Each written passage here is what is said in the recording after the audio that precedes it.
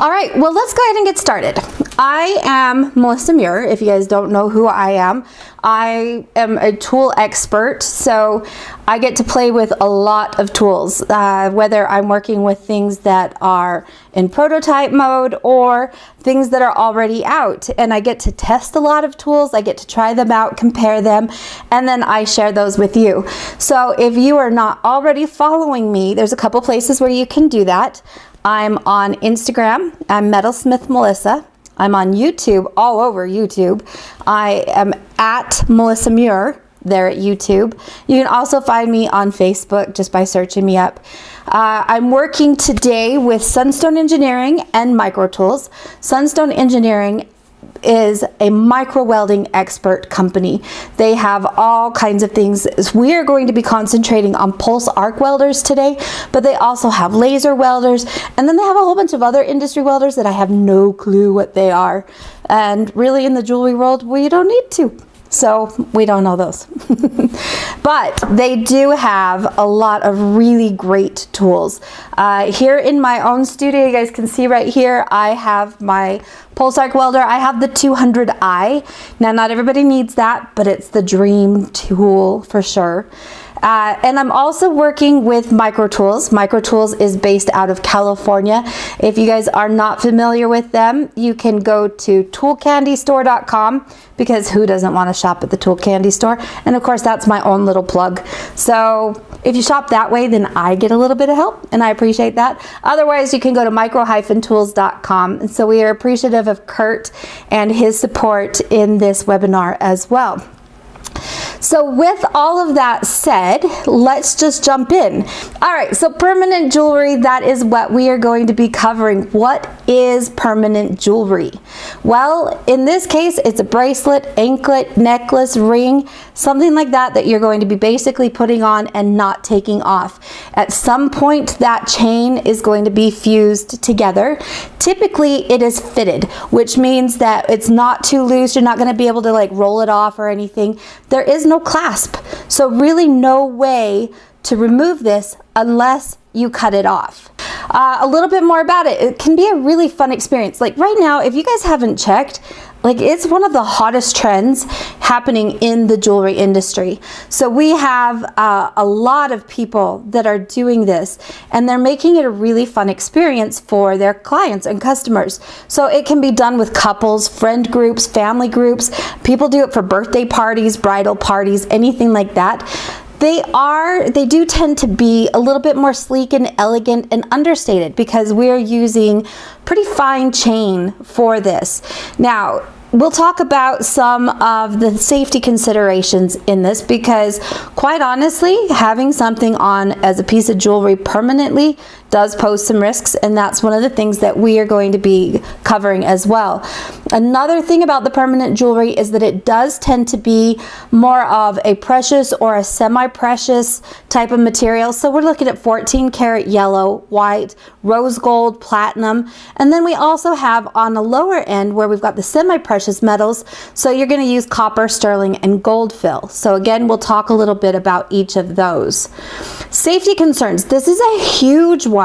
Okay, when permanent jewelry very first started, the objections started right away. Okay, the education is absolutely imperative. The more you can educate your people, the better it's going to be for you. It's going to protect them, and it will obviously it will protect you liability wise as well. So it's important that you make certain that you give to your customers education on how to clean it, how to take care of it, anything like that. So make up an FAQ sheet. And if you guys have questions, let's brainstorm together what would be good on an FAQ sheet.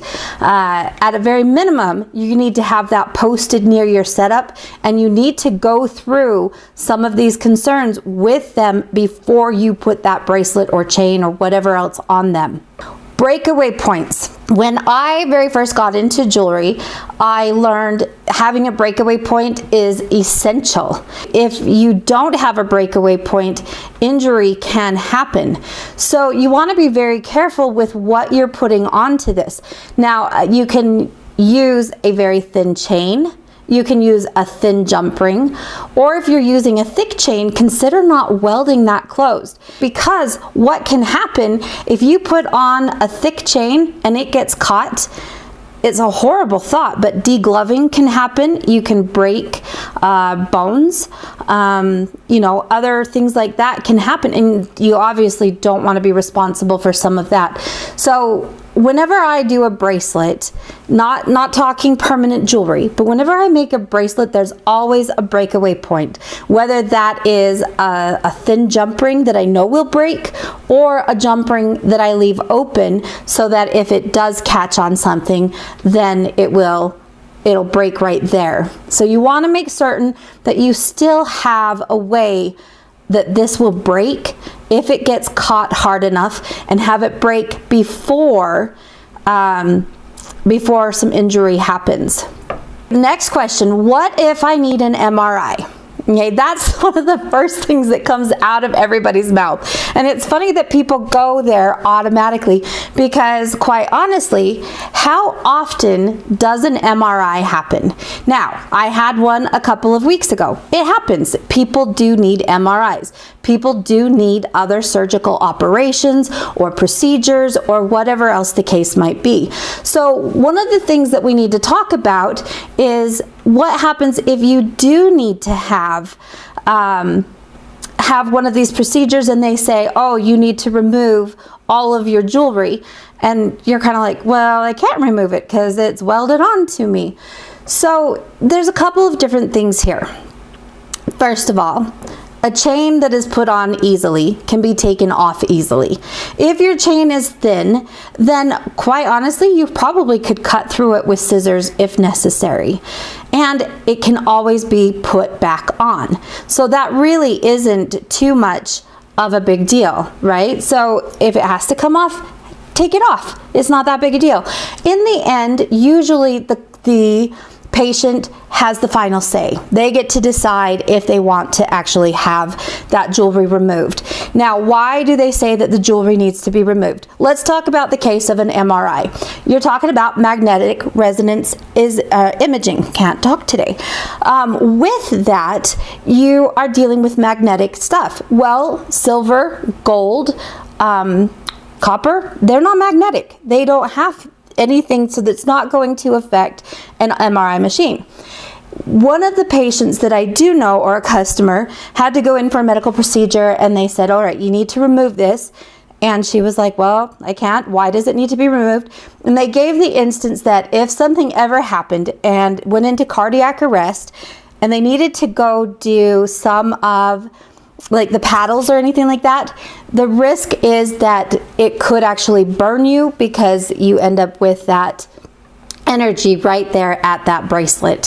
So, and then I just saw on our comment pop up that Melissa says she offers a free re-weld if her client, or for her clients, if they need to remove it for medical reasons. So that's a great service to offer as well. And not only that, but then that will bring your customers back to you also. So those are a couple things that we need to look at. So just remember, just because it's called permanent jewelry doesn't mean it has to be permanent. So the next thing is, how young is too young? All right. When you get into this, there are going to be parents that say they want to bring in their 7 or 6 or 8 year olds. Are you going to do it? Well, there's a couple things that we would want to keep in mind. All right. First of all, children are very active. They get into all kinds of things. So we want to make sure that we have a waiver signed for sure on us to cover that one. Permission under 18 is a must. I will not put one on anybody, even if they're just a month shy of their 18th birthday. Not only do they have to have parental permission, that parent has to be there. I'm not doing it just off of a signature, because those can be forged. So that parent has to be there. Then I would also offer a pre-selection of thinner chains. Again, I'm going to pre-select chains that I know are going to break if a child catches onto something, so that again, I don't have anything that I need to worry about. Now, liability. There is an awesome little piece of software out there. It's an app that you can run off of your iPad and your phone. It's called Waiver Forever. It's about $20 a month. It has an electronic signature. Everything is uploaded and saved. There are templates that you can use to build your own waiver. And this is something that's going to be very good for you. So if you are going to be doing this, $20 a month is a small investment to make certain that you are covered if anybody ever comes back. Now, just because somebody signed a liability thing like that doesn't mean that they can't come back and sue you. But if you have this liability waiver signed, you can go back and say, you know what, I talked to you about the risks, you signed that I did, you signed right here giving me permission, and that covers you. So something to consider. So Waiver Forever is the name of that software application. And yeah, and it's just one of many. There's a number of different applications out there. So just look at that. But regardless, you want to make certain that you have some kind of a waiver to kind of cover your butt. When it comes to doing jewelry, and this is permanent jewelry, you know, what do we have to deal with skin reactions and tarnishing? Because you know people are going to come back to you and be like, why did my bracelet turn black? So there's a number of reasons that this can happen. First of all, you need to decide which metals you're going to offer. If you notice, like, people have copper, I don't know about you guys, but for me, if I get the slightest wet with copper, I am the Jolly Green Giant, or I'm as blue as a Smurf. Either one of those two. And that could be from sweating, it could be washing my hands, it could be in the rain, any of that. Okay, but if I get copper and I get it wet on me and my skin, I'm totally a different color. Nickel, I break out in rashes, so I'm not working with nickel. And then plated jewelry, you never know what's underneath that plating. The plating will flake off. Things don't look as good after a couple of months, a couple of weeks, a couple of days. So you want to be aware that most people are going to react to that. Metals are going to tarnish and oxidize. That's what they do. All right, not everything tarnishes or oxidizes as quickly, and by wearing it, you're also going to keep a lot of that down as well. Just because, you know, it's going to brush off on your clothes, it's going to get washed and whatever else. Things that you need to know, some people, their skin pH just naturally turns that jewelry faster. My daughter is a perfect example. I can put a ring on her, and by the end of the day, and I'm not joking, it's black. And I'm like, dude, what are you eating? Because that is just not normal. But some people do. Some people just turn that metal faster. They also need to know that metals are going to react to chemicals. So if they're swimming, they're going out into the spa, they're cleaning, any of those things, these are things that we want to put in our FAQ. Okay, so some of this kind of stuff, so people know what to be looking for and not coming back to you and saying, well, you used an inferior product because blah, blah, blah, right? So we want to make sure that people know this. And that comes back to where I said education is key. So let's address snagging and breakage. We need to do those breakaway points. I talked a little bit about that. Put on a thin chain, put on a thinner jump ring, leave the jump ring open. We want it to break if it's caught on something. All right, that's not a bad thing if it breaks. The fit. When you wear it closer to your skin, it is less likely to catch on items. So in other words, I want it to be small, but not too small. I want it to be comfortable. When you put on one of these bracelets and it just barely fits and there's a little bit of movement, maybe you could stick your pinky under it. It's almost imperceptible that you're actually wearing it, okay? Because it's just so light. Now, when it's loose, it's going to get caught and it's going to snag on things, whether they're putting their hand in their pocket, they catch it on a doorknob, whatever, you're much more likely to get caught on that. Now, another thing that's kind of popular is multiple chains, stacking. Stacking runs us into a liability issue and some more dangerous situations. A thin chain is going to break easily, but when I double or triple that chain, all of a sudden I've given it a lot of strength. So we want to consider, if that's going to be the case, again, consider leaving your jump ring open. again, educate your people that 2 or more chains, that equals a thick chain. That's no longer just a thin chain. So you need to make certain, again, that you educate on the dangers of creating a stack or using that thicker chain. Liability. So let's talk a little bit more about this. You need to educate on the aspects of safety. So that's what I've just been covering, right? What's going to happen if it catches? What happens if you have medical issues? What happens if, you know, it doesn't break? So we need to talk about some of these. The expectations of wear and care. Are we going to see some tarnishing? Probably, yeah, probably, and especially it depends on their skin pH. If they're cleaning, again, those chemical uses. So let them know what to expect here. Is it always going to stay beautiful and pristine? Probably not, right? As far as protecting yourselves, have all customers sign a liability waiver. You guys, this includes your family and your friends. Even if you give them a chain for free, have them do the waiver. Okay, people get weird sometimes. So just to protect yourself, even if it's your sister, even if it's your mother, have them sign that waiver. Okay, be as thorough and clear as possible. And then, like I said, we've talked about some of the different liability software. So let's talk about our chain and considerations. Now, there's a lot of different places that you can buy chain, okay? And there's a lot of different chain you can buy.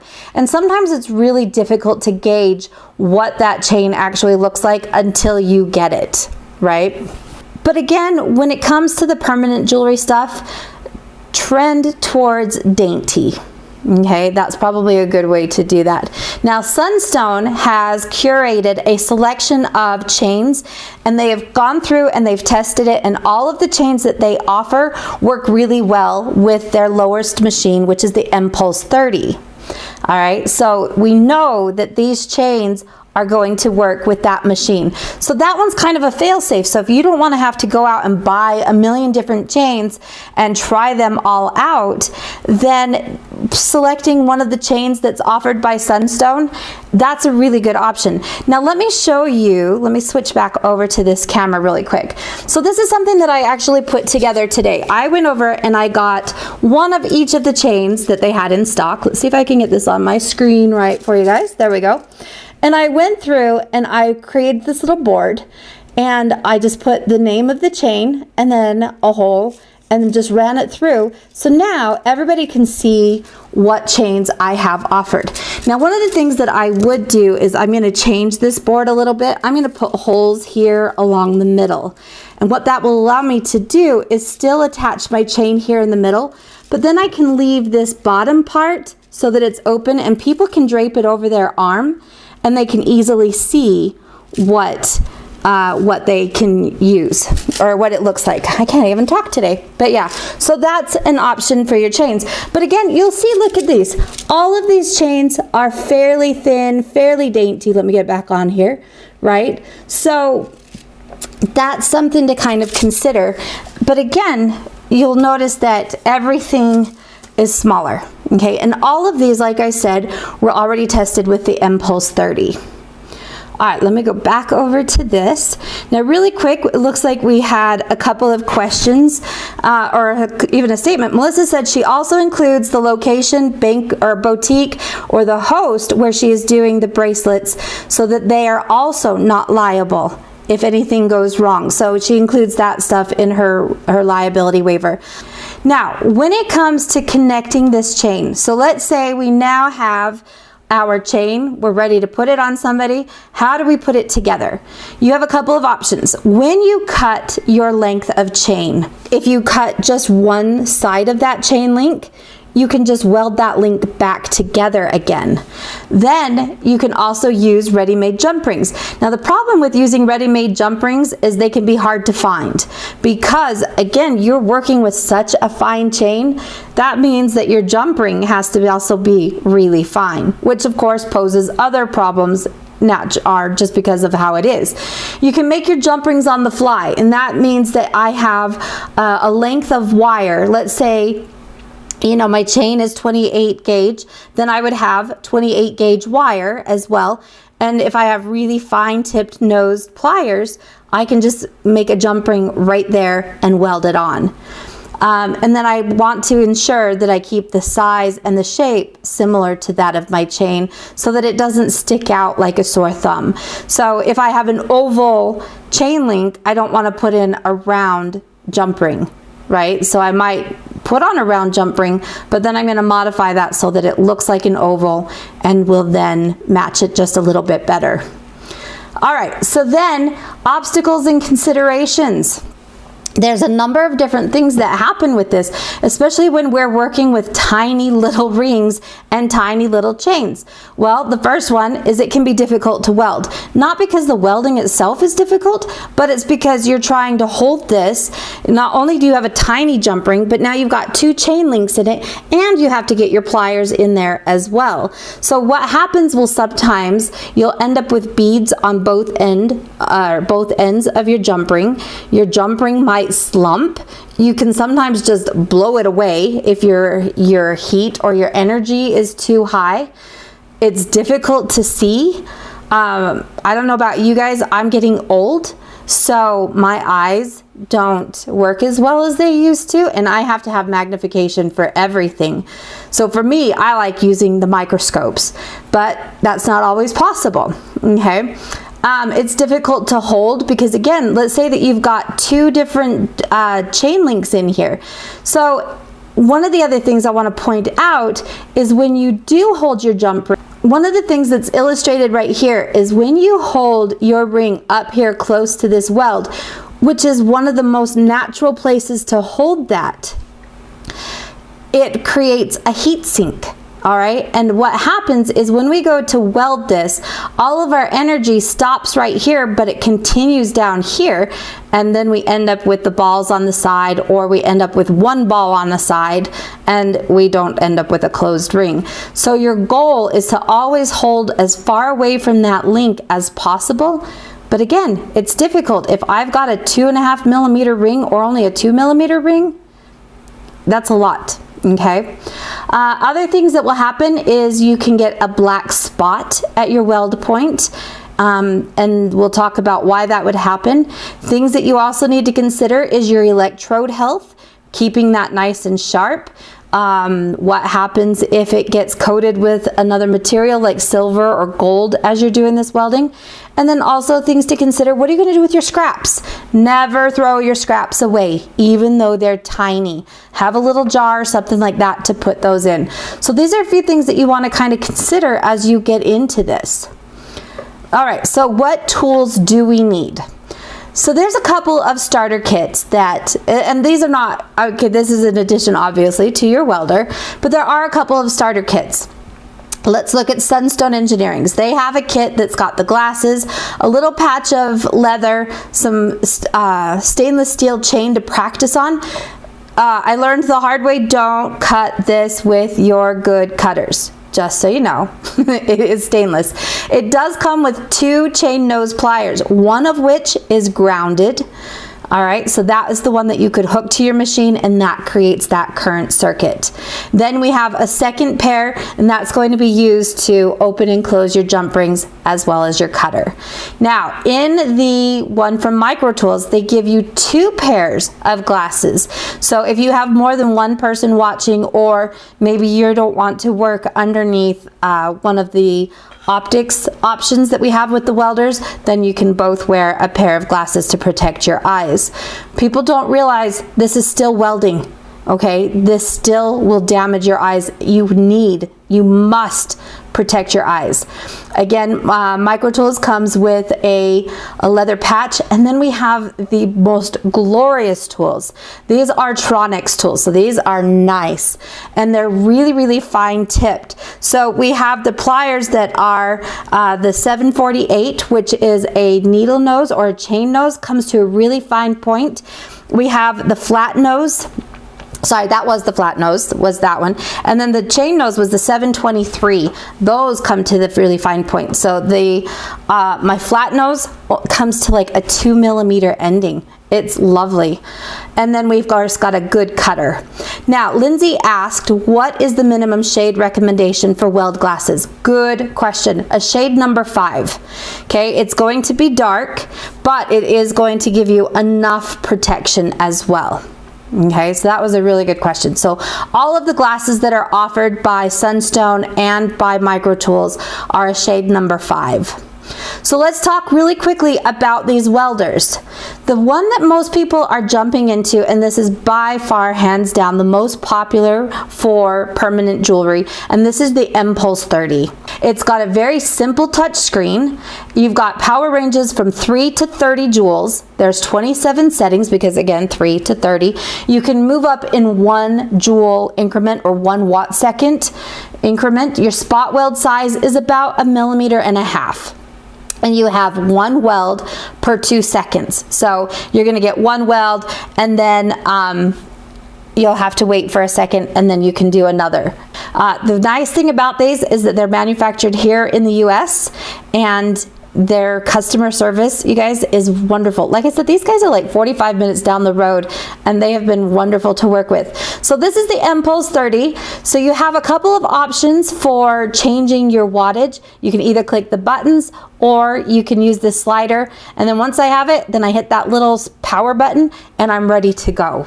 So the Impulse is really, really simple, but you have to keep in mind your lowest wattage is a 3. Now most of these bracelets, when I'm doing them for the jump ring or whatever, I'm usually between a 5 and 9 as far as my watt seconds go. And again, you have to play around with that to see what works for you.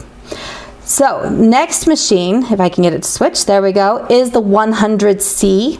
Again, we have a simple touch screen. This one goes from 3 to 100 joules. All right, so last one was 30, this one goes up much more. So I'm able to do much larger pieces with this.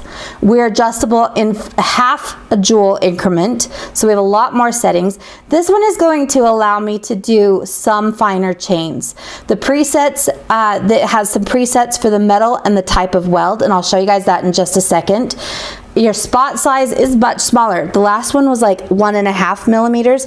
This one you've got 3/4 to 2.5 millimeters. We have 30 settings that you can save, and that is something that I really like.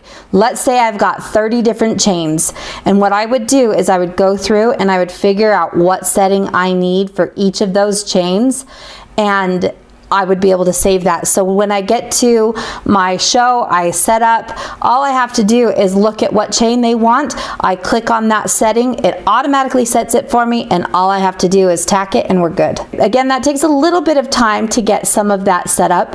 So here's the application. You've got different types of welds that you can do, and all it does is it has some presets for that. And then I can also select here what kind of metals, like there's a number of them here to choose from.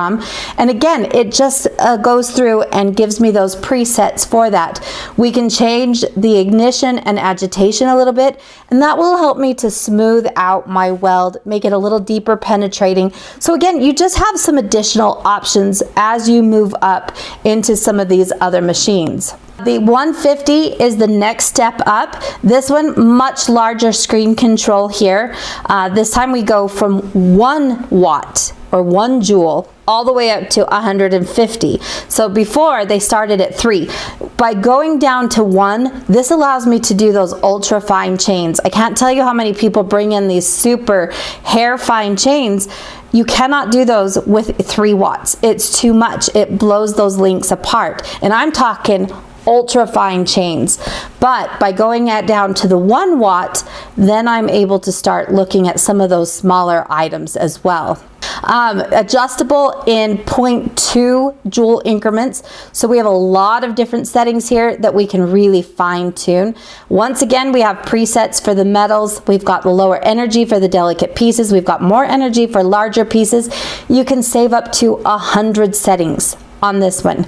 All right, so that one's kind of nice. Our weld spot size goes from smaller to larger, so 1/2 inch to 1/2 millimeter. 1/2 inch is huge. We don't want a spot size that big, but 1/2 millimeter to 3.5 is a lot better. And then we also have the ability to go much faster with our weld speeds. We can do 3 welds per second on this one. There's also, once you move up to the 150, you've got 20 different languages, and you also have some on-screen training videos, which is kind of nice.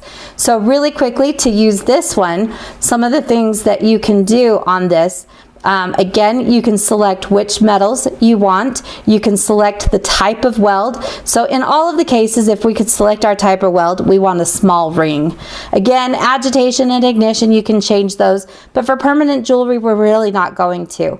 Now, another thing that you can do, you saw me mark them down here, you now have the ability to ignite this with your foot. So there's a foot pedal that can set this off and make that weld happen. Again, we have a slider here, so hopefully you guys saw that. We have the slider that allows us to change our watt. But if you click and hold this for just a second, a little keypad appears, and then you can type in your wattage specifically that you want. So again, it's kind of nice as far as those settings. Now, the Granddaddy, the 200i, this is just like the Cadillac of everything. This one you have a much larger screen, 10 inches. The 150S was 8 inches, so it's just a little bit larger, but also a different orientation up here. Power ranges from 1/10 of a joule all the way to 200, and you can change it in 1/10 increments as well. Again, you have your presets for your welds. A spot size is going to be 1/10 of a millimeter to 4.5. So again, much smaller to much larger. 5 welds per second. So again, if we look at this, we have in here where you can change which type of metal you're using. So if I'm using silver, again, it presets for me. I can tell it what kind of application I'm doing. Am I retipping a prong? Am I adding material? Am I doing a small ring, a large join? I have ultimate control by sliding my wattages. You saw that I could type that in with a keypad, and notice that as I select different things, it changes my settings. Speaking of settings, you can save an unlimited number of these. So once you have a setting ready to go, you can save that, and then it's easy. All you have to do is select it. So this is me saving a setting. So in this case, I'm just going to type in bracelet, and now anytime I want to go back to that setting, I just open up my little disc icon there, and I will select from my list of saved settings, and again, I'm ready to go. Once again, on this, I have 20 different languages. Here's all of the training videos. I have the ability to do my firing by touch or by pedal. So sometimes that's kind of nice because I can get my electrode in place, and then all I have to do is tap my foot and get that to charge for me for that weld. What model do you recommend if you're brand new to welding? So Aaron just asked that, and that is a great question, and that has to be followed up by other questions. There's no easy answer to that. The first question I ask is, what are you going to do with it? Are you only going to do permanent jewelry? If the answer right there is yes, then the M-Pulse 30 is fantastic. You're good to go with that one. But if you're going to be doing some of the work like what I do, then I want at least a 150 or a 200i so that I have that better power, more power. And I have another webinar that we did in the springtime that's on my YouTube, and it will show you what I'm able to do with that, whether you're tacking multiple pieces together. Some people will do prong retipping. If you're going to do prong retipping, again, I'm going to push you more towards the 150S or the 200i because I need that finer control that just doesn't come with the lower machines.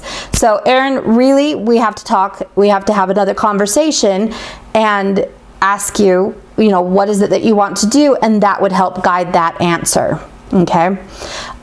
Lisa asked, can the copper leads be changed on the Orion M-Pulse? Yes, it can. There's a lot of different accessories, and that's actually what we're talking about right here. So all of your welders are going to include a power cord, an argon tubing. So all of the welders are argon ready, and we're going to talk a little bit about argon because people don't really understand all of that. Okay, you've got your stylus in your hand, your stylus handpiece. You have your tungsten electrodes. You've got a diamond sharpening disc, 2 grounding clamps, okay, so for our alligators, and then we also have a fiberglass brush. That fiberglass brush is used for cleaning. Now, additional options that you can purchase are ring closing pliers, a foot pedal, and then the cross-locking tweezers. The foot pedal, I guess that one's not really an optional purchase. That one just is with the S and the I, so that comes with the 2 upper machines. I don't believe that you have the option of using those with the 30 or the C. So there are some different options that you have as well. Welder optics. How do we view this stuff? Okay, the M-Pulse by default comes with what we call as an ADL. It's an auto darkening lens. Now you can see here that it's a pretty small viewing area, so it's not very big. So the very first thing I would do is, instead of ordering the M-Pulse with this, especially if I'm going to be doing permanent jewelry. Now if all I'm ever doing is working under this to tack closed jump rings, not permanent jewelry, but just jump rings or balling up heads or something like that, this is great. But if I'm going to be doing permanent jewelry, my own personal opinion, I would highly recommend you come up to the upgraded ADL. And the reason is my viewing area is much, much larger, but then I also have the ability of adjustability here, right? So I can tilt this screen here. I can change and tilt the angle of my stylus, and then I can raise and lower this also. My personal favorite is the microscope.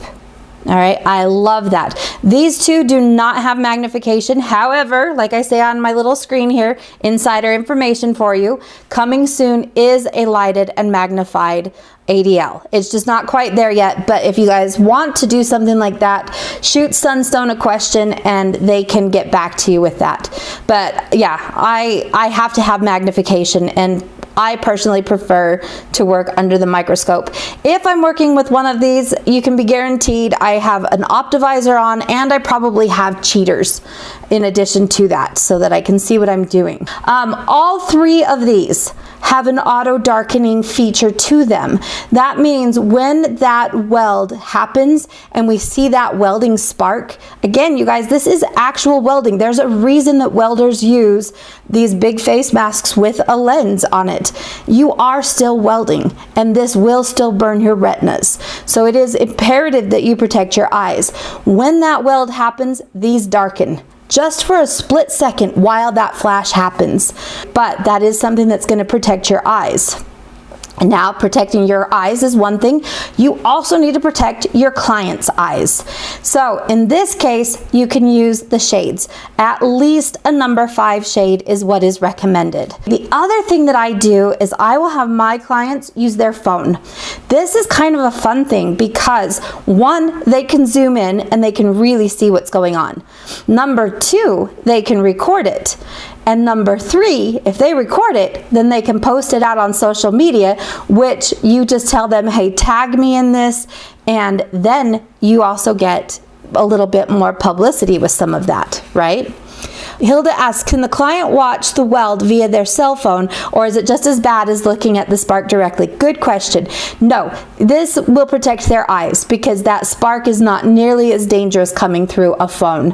Okay, your phone optics are not going to allow your retinas to be burned the way that that spark will if you look at it directly on. So this is something that I just always have my phone camera set up.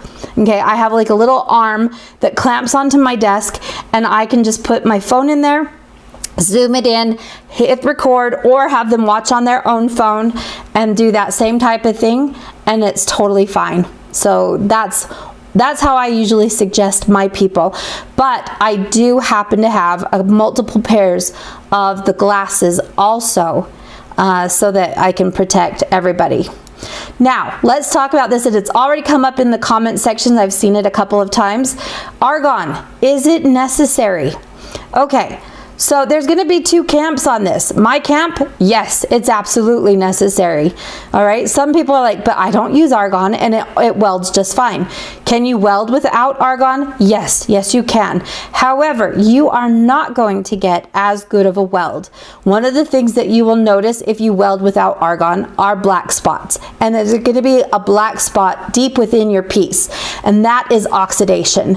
What happens is when you have this spark that happens, or that weld, okay, it's a plasma arc, and it makes your metal completely molten. We're fusing our metals together. Well, with argon, it's going to shield my metal from that oxidation happening. For those of you who are already jewelers and have worked with torches, we use flux. And the argon is going to be that flux in the same way that it's protecting our metal from the oxidation and getting that dirt. Okay, if I don't use argon, that oxidation is going to happen in my weld and it's going to leave a black spot. The only way to get that black spot out is to file or sand that off. Well, try sanding off something that is only 2 millimeters around and already attached to a person's wrist. It's not going to be easy.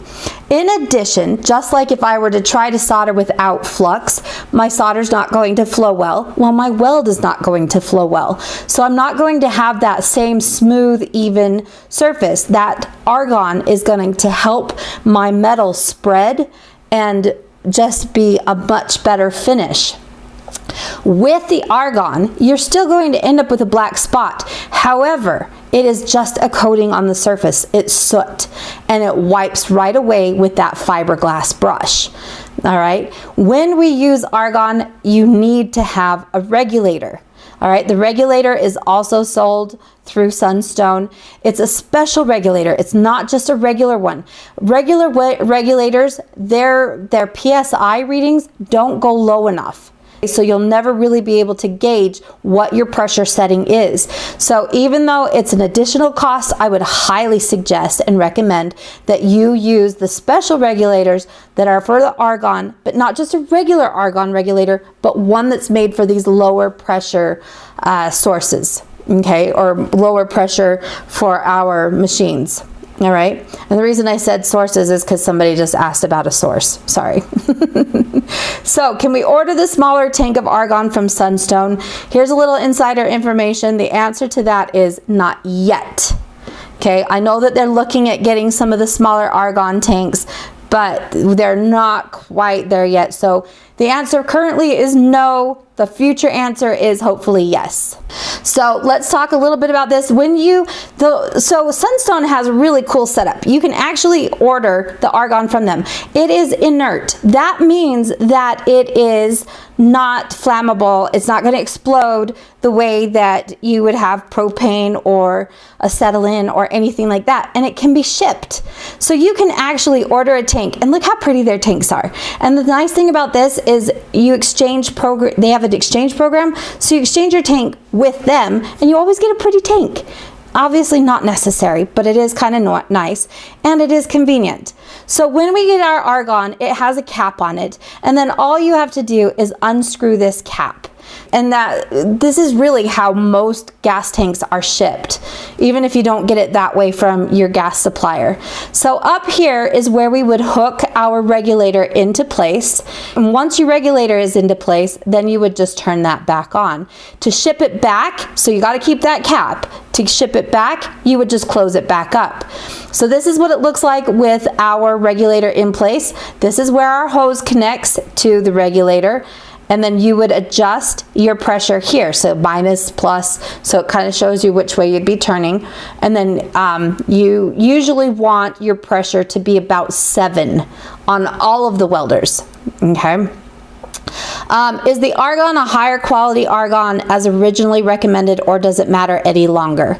So when you buy the Sunstone argon, you're going to get the higher argon. Okay, so you do want to have that higher argon if you can, so that it keeps your welds a little bit cleaner. Okay, so now we've talked a little bit about the machines, we've talked about the tools. Let's talk a little bit about this. What is it that we have to do when we do this? First thing we need to do, we got to measure our chain. Okay, and that I usually do on the person's wrist. I put it on them, I cut it to length, I place it around their wrist, connect my jump ring or that chain. Now again, that's kind of hard to do without magnification for me. So it's something to kind of consider.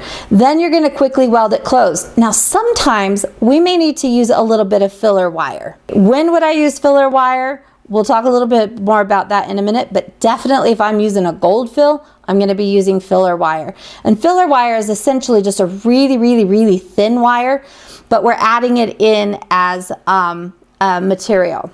Now add dangles and charms. So this is something that you can do either before you get this bracelet onto them or afterwards. Sometimes you can incorporate it, like if I'm going to put in a link or something, you could incorporate that in right away, or you can attach it as a jump ring and then weld that jump ring closed after you've got this onto them. Okay, before working with the chain on the client, do your test welds first. Don't let your first welds be right there on the client. Okay, save your settings either in a notebook or on the machine for easy reference. So that way you'll be able to load it. And not only that, you're going to look better and much more competent in front of your clients.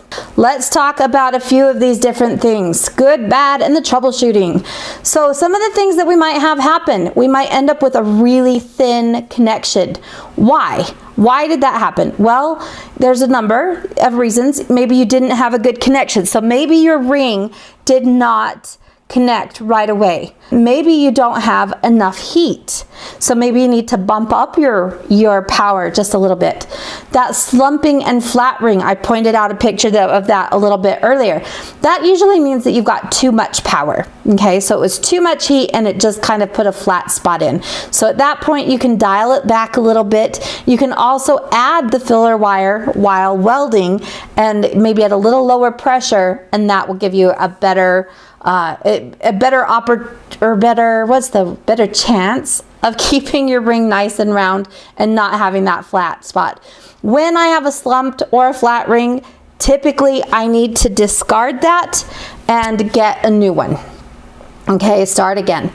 A bump. What happens if I have a bump on my thing? Well, I'm going to, maybe I need to bump my power up just a little bit. And usually the bumps, I usually get those if I'm adding metal. So we've added a little bit more to that. So like, let's say there's a little bump sitting on there. You actually weld around it. And what that does is it allows you to spread that material around just a little bit more. Now, another problem that happens, rings blowing open or you're balling up on the ends, and I addressed this a little bit before too.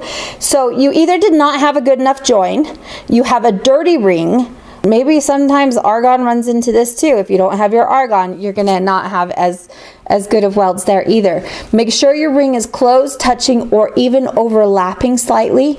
Hold your pliers at the bottom of that ring to avoid that heat sink. So the other thing, adding metal. This is something that's always gonna come up, and this is what I'm talking about with that filler wire. So sometimes I use fine wire, and that's gonna be like 28 to 30 gauge, maybe sometimes even 22, 24 gauge, whatever. It's just a finer wire. And then there's also something called speed wire. Now, how do you decide what kind of metal to use? Well, that depends on your materials. If I'm working with sterling silver, I can use either sterling silver thin wire, or I can use fine silver, or we can even use what's called an 80-20 speed wire, which is essentially a solder. And it has a little bit of a lower melting point, that 80-20 does, and allows you to get in there with a little lower temperature and still create a really good join. If I'm working with 14 karat, then I want 14 karat wire to fill with. If I'm working with gold fill, now gold fill is interesting because you do not know what that core metal is. Sometimes, and you can talk with your people, whoever your suppliers are that you buy it from, and they can hopefully give you an idea of what it is. Sometimes that core wire is silver, sometimes it's brass, and sometimes it's just mystery metal. So if I go into a gold fill with the intention of just fusing it together, that can easily backfire on me. So whenever I do gold fill, I fill it with, I have a 14 karat filler wire that I use, okay? And that's, like, I think I bought a 10-foot piece of filler wire, and it was probably $130, maybe $150, I don't remember off the top of my head. But you're not using very much, okay? But at least I know my color is going to match, and I'm not contaminating that join with whatever that mystery metal is going to be. Now, another thing that happens, jump ring size. If you have a big jump ring, you're gonna either need more power or you're gonna have to work yourself around that ring. But if I have a large jump ring on a permanent jewelry, I'm gonna consider not even welding it. okay? Because again, I need that breakaway point if I've got that thicker chain. My jump ring sizes, I wanna make sure that they're in proportion to my jewelry, so a small ring obviously isn't gonna take a whole lot. What happens if you've got a dark spot? Why did we get it? It could be the argon. If you didn't use any, then we've got a dark spot in there, right? And then if it's just sitting on the top, it's soot if I used argon, and I can just wipe that away. Another thing too, welds do not like to go, just like solder, into dirty spots. So if I have a lot of oil from my fingers or my hands or anything like that, then you want to kind of clean that up. So you can have alcohol wipes or maybe a Q-tip with some alcohol. Make certain that it is dry, very dry, before you do any kind of welding on that for obvious reasons, right? But clean your metal. Now, an incomplete weld.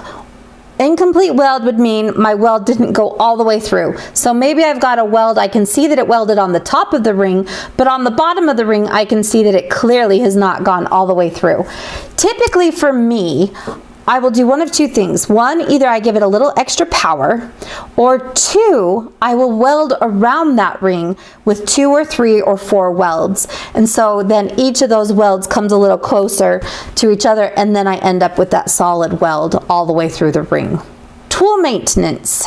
When I weld, I have pliers that I use, I've got alligator clips, whatever, and a lot of times they get hit with the welder. So I don't know if you guys can see this is not a great one, but this one actually got hit with the welder, and so it kind of comes in a little bit, and I've got a nice dark black spot here.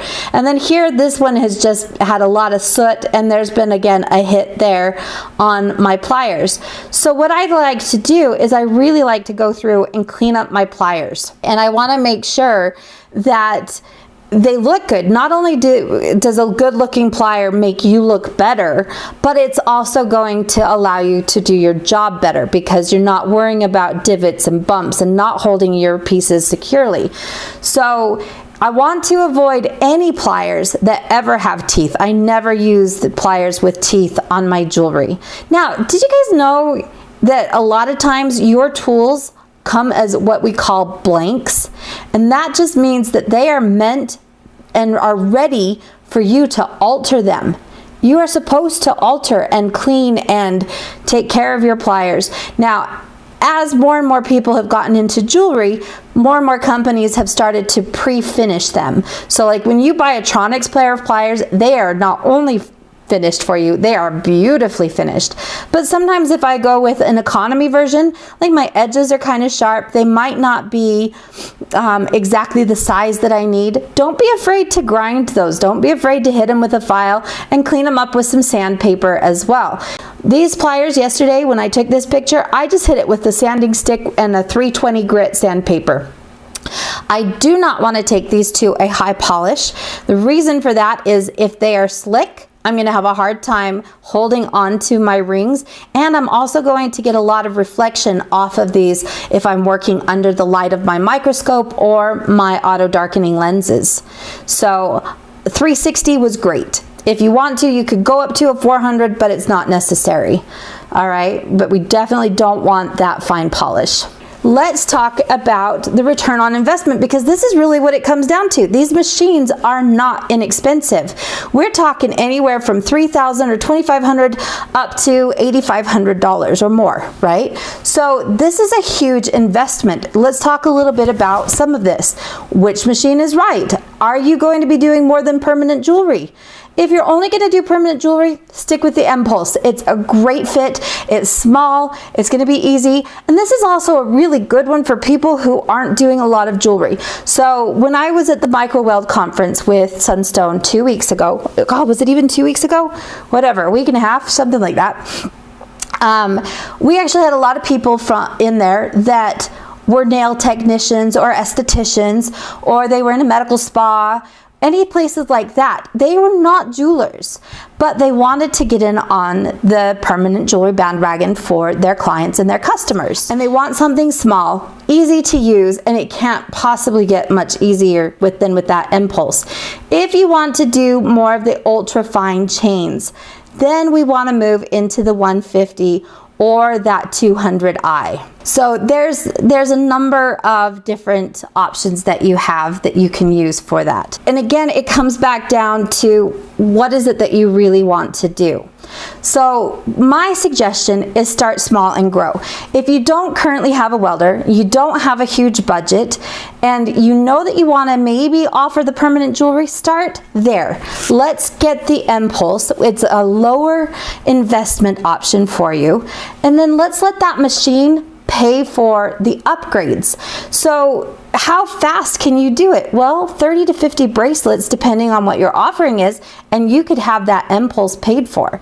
Now, that assumes that you're using some higher quality or higher carat type of offerings so that your profit point is much higher, right? And then your materials are going to determine that pricing of your jewelry. Then you use those profits to pay for the better machine. You call Sunstone up and say, hey, I'm ready to upgrade, let me exchange with you, and then we upgrade to that better machine. What do our startup costs look like? So the welder itself is going to be $2,400 to $8,400. Then we have our argon. Now I put in here $200 to $400. Now, Sunstone offers that option where you can buy the argon from them. If you do that, that $400 includes your first tank, the argon, the shipping to you. All right, so that's where you're looking. And that's pretty close to on par if you went to your local supplier and say, hey, I need to buy a tank, have it filled with argon, but now you've got your time and your effort and energy into going to pick all of that up. Once you have your tank, then you start to go into an exchange, okay, whether it's with Sunstone or your tank company, whatever. Argon typically will cost me anywhere, well, actually, I just looked at Sunstone. Theirs is $125-ish for a refill of argon. Last time I refilled my argon, and my tank is smaller than what I get from Sunstone, it was $170. So already the argon was cheaper if I'd gone through Sunstone. And then shipping, depending on where you are, is going to vary. And they said the average is about $80. Now, what that looks like, let's say we've got our tank from Sunstone. We call them up and say, hey, I'm about to run out of argon, send me a new one. So they send you a new tank, you finish using yours, you pack yours back up and ship it back to them. So that $80 average, so obviously the closer you live to Salt Lake, the better that price is going to be, but that's going to include shipping to you of the new tank and shipping back to them with the exhausted tank. Then your regulator is $149. Pliers, I put in here $25 to $200. That $200 is because I said if you bought one of those kits. Both the kits from Sunstone Engineering and the kits from Micro Tools are about $200. And again, they come with the glasses, they come with all the pliers you need, they come with the cutters. So you'd have to kind of look at their options there. Then your welding glasses, they run anywhere from about $20 to $60 a piece. But again, if you were to do one of those kits, you would have that already with that. Now, what does it look like for our materials? Materials are going to vary a little bit. Okay, you've got filler wire, if that's something that you want to use. $8, that's what I just paid for some sterling silver filler wire. It was about 10 feet and probably about, I don't know, maybe like 30 gauge. Like, it's pretty fine, right? So it's a lot, but it's convenient. And then 200, that's because when I bought my 14 karat, it was about $200 for the 14K. So that's kind of what you're looking at when you're buying the filler wires. And you can look at a number of different places. Stoller, Rio, oh, and Hoover and Strong is a good one for that. Now, what about your chain? Okay, so that's where our mystery cost really is, because it depends on what you use. In order for you to kind of figure this out, I gave you some averages. The average bracelet is going to be about 7 inches. Not everybody is. Like if I did a bracelet on me, it's only 6, but I've done some people who are 9. So average bracelet is about 7 inches. Your average anklet is about 9 inches. Average necklace 16 to 18. So you can take those numbers, and let's say we have a sterling chain. Sterling chain is going to cost you approximately $10 a foot, let's say. So if I have $10 a foot, that means that I'm just under $1 an inch. Okay, and then I can figure out what that cost would be for a bracelet or whatever else. Same thing with 14 karat, but now we're talking maybe, you know, $10 an inch. All right, so this allows you to at least figure that part out. Jump rings, again, it depends on your materials. And then you have your upsell items if you choose to do that. And that would include things like charms or whatever else. All right, so how do we turn this into a business?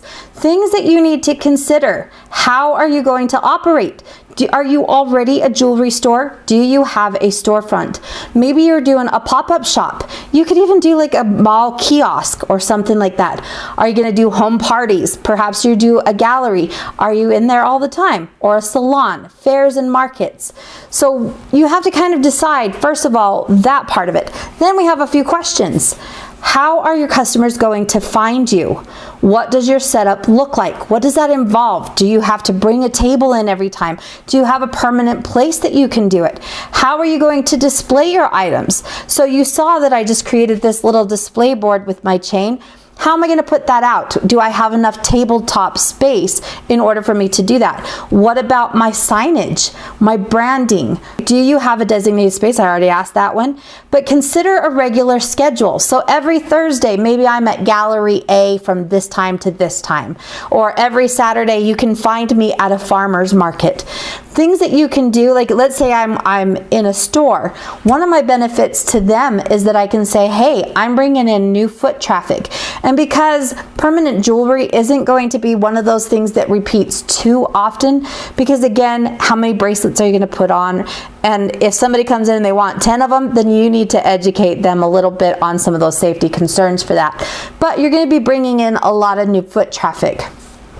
One thing I would highly suggest is that you provide some kind of a photo gallery or a lookbook. This is going to allow people to see what finished pieces look like on your customers. So once you put a bracelet on somebody, say, hey, can I take a picture of your wrist with it on or something like that, right? But they want to know how this is going to look on an actual person. Things that you need to consider, do you have liability insurance? If you do a show, most shows require that you have a liability insurance plan, right? So you can talk with your insurance company, make sure that that's covered as well. Another thing that I had just recently heard about too was a minimum show. So let's say I'm doing home parties and I say, okay, I will come do a home party, but my minimum is $500. So my host is going to bring in as many people as she can, but if they don't hit that $500 minimum, she has to make up the difference. So that would be something that you kind of think about, because is it worth your time to go for only $30 or $40? But for $500, I know I'm going to go, and then your host is also going to be more motivated to make sure that that's covered as well. So that's something else that you can kind of consider. Then promotion, how do we promote this? And these are a few things that I talked about at the beginning. You know, share it as bonds of love, friendship, commitment. Do bridal parties, baby showers, anniversaries, birthdays, mother-daughter outings, sisters, just because. So think about kind of different ways that you can really promote this and appeal to people's emotions on why they would want some of this stuff. All right, so kind of finishing this up, let's talk about what do we do from now, or for now, oh good grief, how do we go from here? There we go, that's what I wanted to say. So one of the things that I would do is you really need to kind of understand what your startup costs are, okay? Now, one of the things that was kind of cool, Andy wrote a case study not too long ago on this, and I just sent a link to you guys down here at the bottom, this case study. So I would highly suggest you request a copy of that case study and go through it. It kind of looks at the startup costs, what it really looks like to run this for a business, all right? So it's kind of helpful for that. So understand your startup costs. Figure out, can you make your money back? the simple answer is if you do enough of these, absolutely. And it really doesn't take that much, especially if you can get that marketing out there now while this trend is super hot. I think that the trend will die down a little bit, but I think it's here to stay. I don't think it's one thing that's gonna go away anytime soon. Have a plan. What is your plan? Okay, how are you going to make this work? And that comes back to this part of how are we going to operate? Where are we operating? Okay, how are we going to make a schedule? How are we getting this information out there? So those are some things to consider. Number 2, get legal. What does that mean? That means that you need to have a business license. Check and reserve your name. Make certain that there's no other copyrights on that name or reasons that you wouldn't be able to use that. Set up a bank account if you have not, that's only for your business.